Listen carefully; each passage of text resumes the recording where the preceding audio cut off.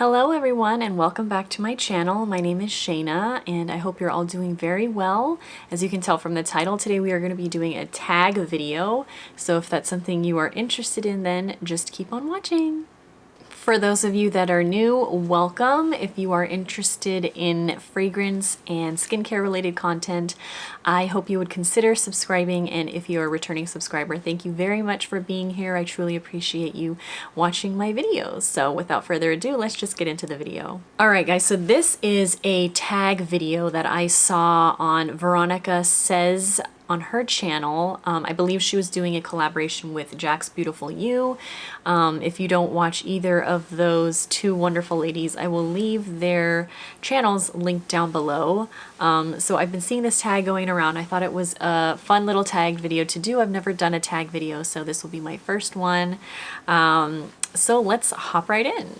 So the tag is If I Had to Choose, and it's Perfume Extremes. So the way that I kind of looked at this was similar to how Veronica Says did. It was like whichever one first came to mind, or just the first one that popped into my head when I thought of the category. So the first category is favorite blind buy of the year. And the first one that came to mind is actually right here. It is Prada, and this is Prada Paradox. So this is the latest one that they've come out with. You guys may or may not have seen my video reviewing this, but in case you haven't, I had no idea about this fragrance. I went to the counter, saw that it was on pre-order, smelled it, walked away, realized later that it was amazing, came back and decided to purchase it. And yeah, if you haven't smelled this yet, like, I don't know, there's just something about this that I really, really like.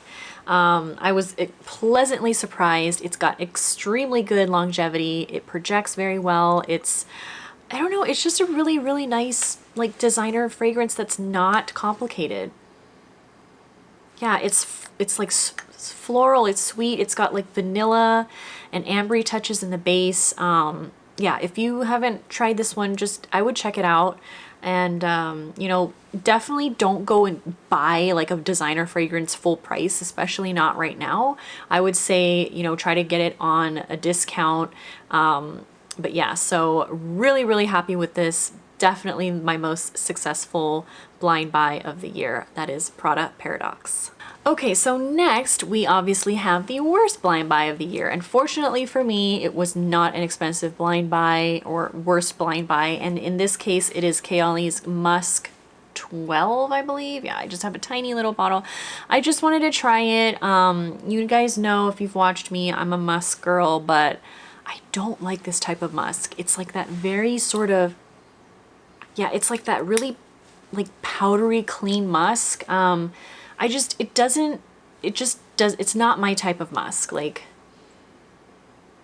yeah, I just didn't like it. I didn't like it on my skin. It had too much of that, like, I don't want to say like baby wipe, but like sometimes when I smell certain musks or fragrances that are like heavy on, like prominent on the musk note, I just sometimes get like baby wipes. And I don't know, it just all depends on the type of musk. And in this case, in Kayali's Musk 12, it is that type of musk for me. And so, yeah, I love musks, but they have to be done right. And in this case, just was not done right, in my opinion. So, yeah, worst blind buy of the year is Kayali's Musk 12.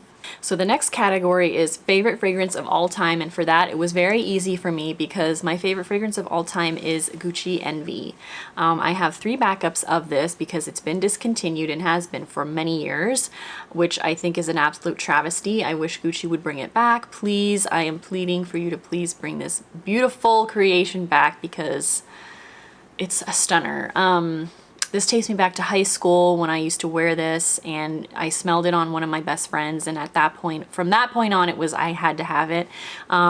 It's not young, it's not juvenile by any means. This is like grown woman, this is sophisticated, it's, you know, you're very put together. It's got Lily of the Valley, it has some hyacinth as well, it's got pineapple oak moss. It's not really heavy on any one note, and because I'm not a huge Lily of the Valley fan, but for some reason I absolutely love this. It's a little bit green, but not too green. It's just a little bit of everything, but not too much of anything, you know? And so it's just so well blended, and it makes me feel very put together and like I'm wearing a really like chic outfit, but you know, I'm not trying too hard. And this one actually projects very well and leaves like this amazing, like you just feel like you're in an amazing scent bubble when you're wearing this. Not in like a cocooning way. It doesn't feel like cozy. It's just, I don't know. It makes me think of the city too. Like, I don't know why, but this is just one of the best fragrances that has ever been made in my opinion. So yeah, love it. And I'm so thankful that I have backups of this, because sometimes I just like to go in and sneak little sniffs of it every now and then. So yeah, my favorite fragrance of all time is 100% Gucci Envy. So the next category is signature fragrance. So I don't really have a signature fragrance, especially these days, because I'm trying so many things and I don't really wear one particular fragrance all that often. So I would probably have to say my signature is yet again Gucci Envy, just because it's my favorite fragrance of all time. I don't wear it all that much anymore, like I said, because I'm trying so many new things.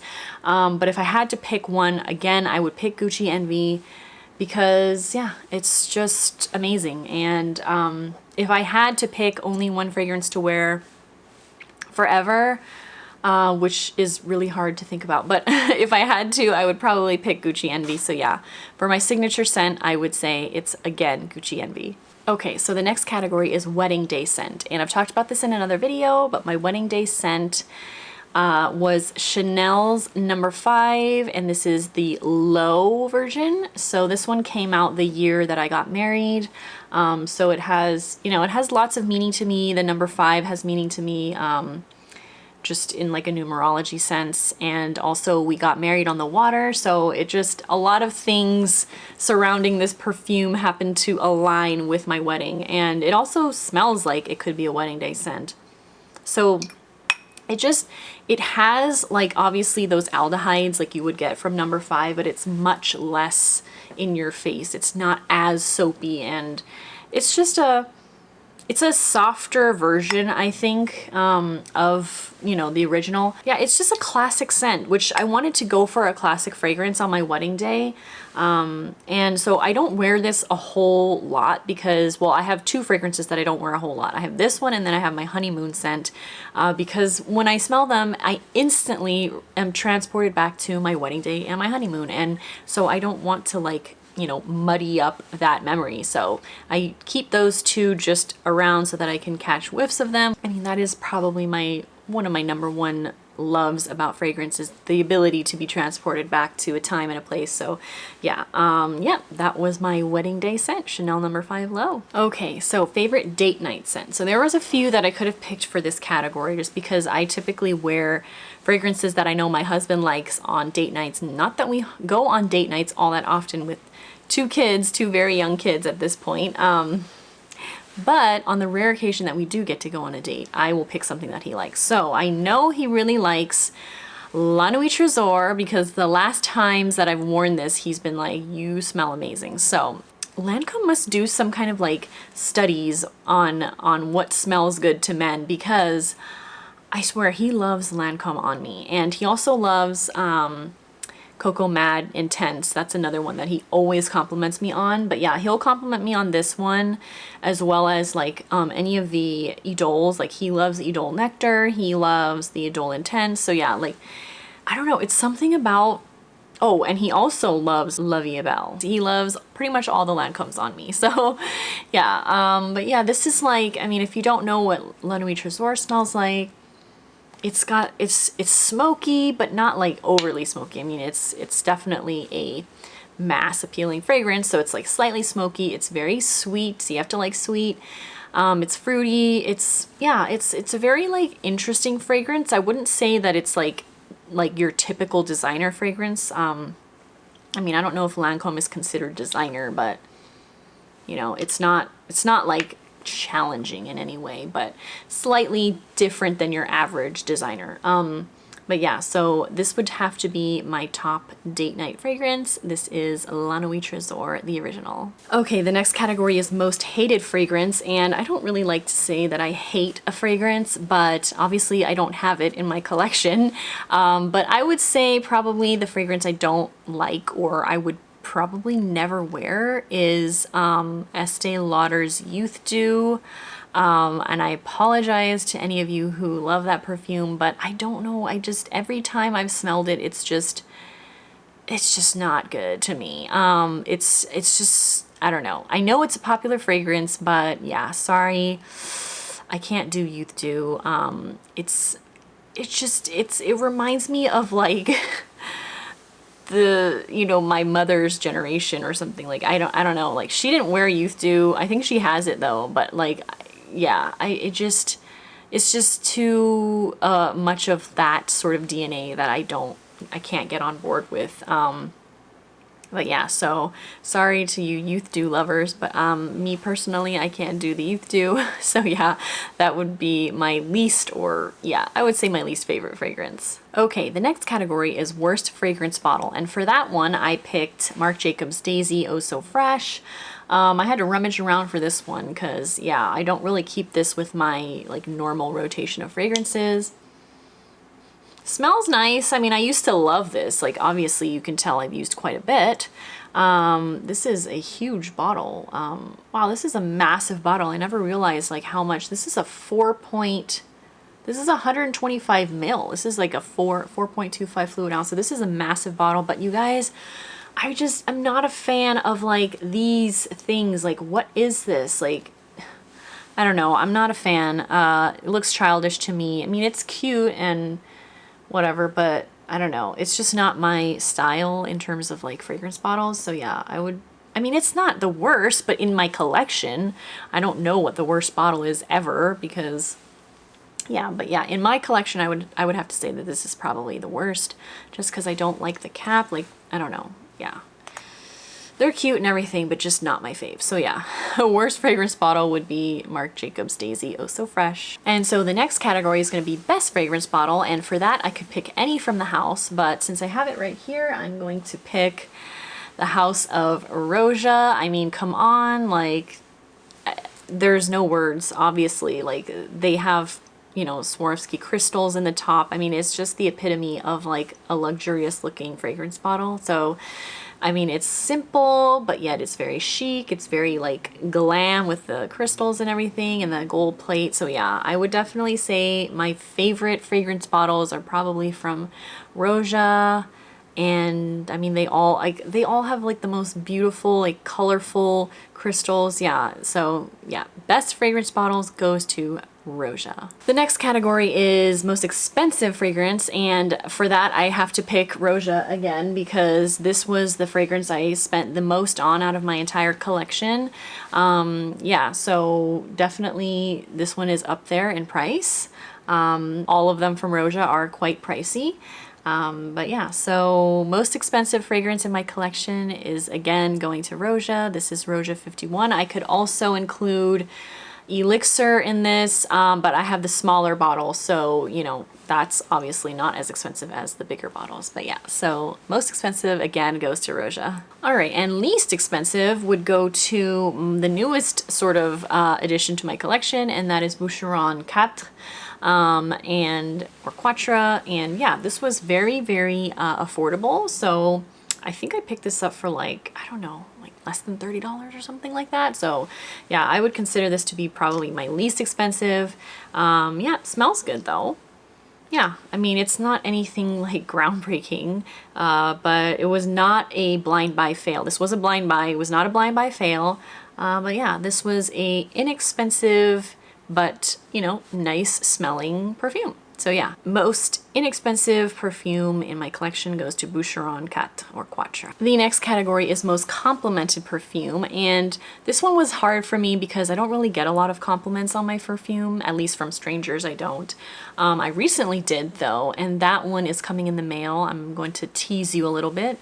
I'm not going to tell you which one it was. If you are following me on Instagram, you might know, but yeah. So I will say my most complimented fragrance from my husband, at least right now, is going to be the Lancome Idole Intense, I believe is what it's called. He said the other day when I was wearing this that this was the best fragrance I've ever worn. So I don't know, take that how you will, but yeah, this one it's a really, really, really beautiful version of Idole. I'm not a fan of the original Idole, but I enjoy the Intense and my recent acquisition back there, the Nectar.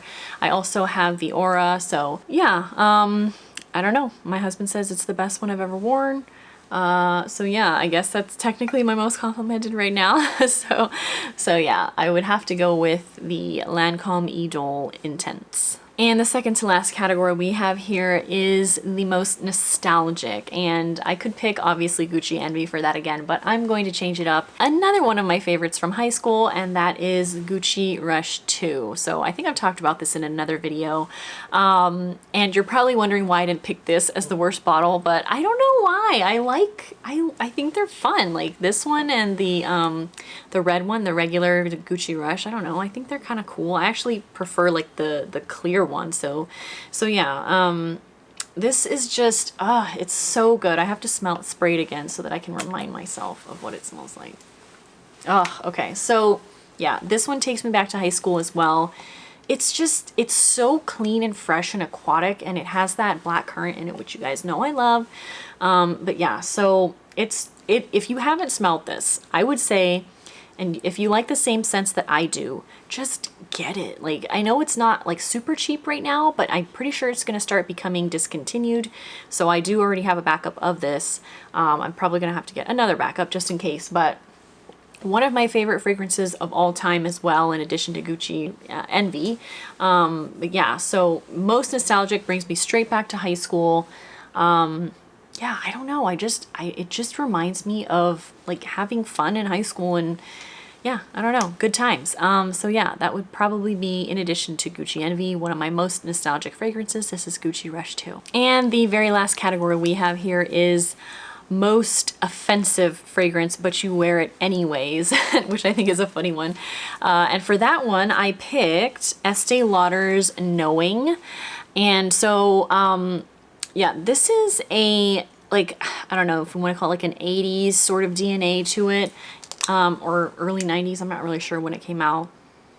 But like, okay, so if you are somebody that likes oak moss, you need to get your nose on this. So yeah, like this is a oak moss bomb. It's very 80s, 90s DNA. It's, you know, it's got a ton of notes.